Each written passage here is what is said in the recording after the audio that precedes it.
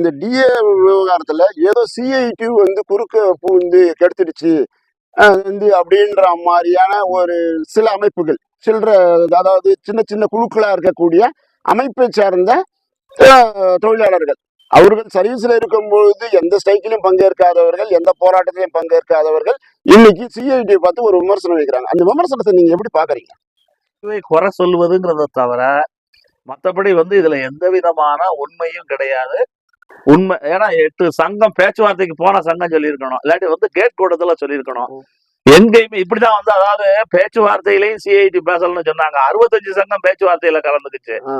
எந்த பேச்சுவார்த்தையில கலந்துக்கிட்ட எந்த சங்கமுமே நம்ம பேசலன்னு சொல்லல. பேச்சுவார்த்தைக்கே வராத ஆளு வெளியில இருந்து சொல்றான் பேசல அப்படின்னு சொல்றான். சில முட்டா பயலுக்கு என்ன பண்றாங்கன்னா, அந்த சங்கம்னா நயினார் போய் கேட்டிருந்தால் அது கிடைச்சிருக்கும், சவுந்தரராஜன் போய் கேட்டிருந்தா கிடைச்சிருக்கும் அப்படின்ற ஒரு வார்த்தைய சிஐடி நிர்வாகிகளை நம்பகத்தன்மையான நம்புகின்ற அளவுக்கு அது கீழே ஒரு பொய் பிரச்சாரத்தை. அதாவது நீங்க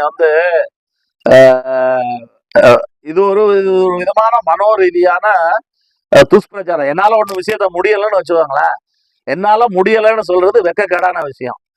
அதுக்கு பதிலா இந்த அவரு செய்யலன்னு கை காட்டி விடுறது மாத்தி போடுறது ரொம்ப ஈஸி.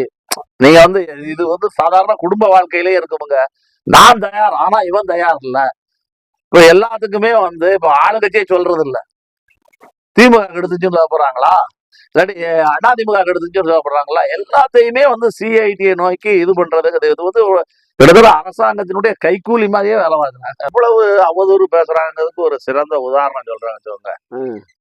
ஒரு 8 சங்கம் சேர்ந்து ஆர்ப்பாட்டம் நடத்துறோம். 8 சங்கம் போய் பேச்சுவார்த்தை நடத்துறோம்.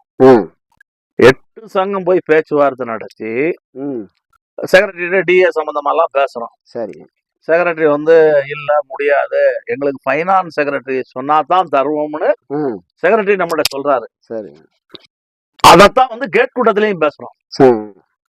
அதாவது டிஏ பைனான்ஸ்ல இருந்து ஒப்புதல் இல்லாமல் தர முடியாதுன்னு 8 சங்கத்திலையும் செக்ரட்டரி பேசினாரு. 8 சங்கமும் கேட் கூட்டம் நடத்தும் போது மழை பெஞ்சதுனால என்னை ஒருத்தரை பேச விட்டாங்க. அந்த கேட் கூட்டத்திலையும் நான் என்ன பேசுறோம்னா, இந்த மாதிரி 8 சங்கத்திலையும் 8 சங்கமும் போய் பேசணும்.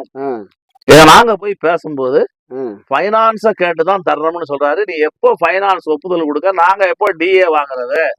இப்படிதான் அந்த கேட் கூட்டத்திலையும் நம்ம பேசணும்.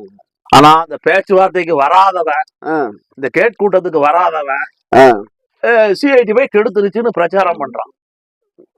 அது அப்படின்னா நம்ம மேல எவ்வளவு வன்மம் இருக்குது. அதாவது அவங்களுக்கு அரசாங்கம்லாம் எதிரி கிடையாது.